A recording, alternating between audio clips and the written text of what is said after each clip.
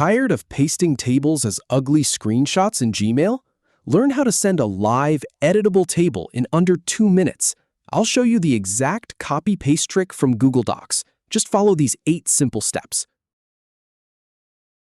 Start by navigating to the Gmail homepage, where you'll see your inbox. Then, click on the Compose button located on the top left sidebar to open a new email. In the To field, enter your recipient's email address. Now, add a subject line to give your email a clear purpose. Click inside the message box to place your cursor where you want the table.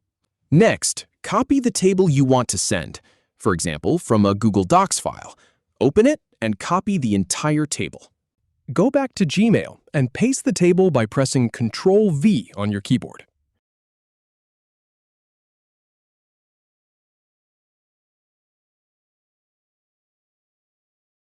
Finally, click the Send button to deliver your email with the table included.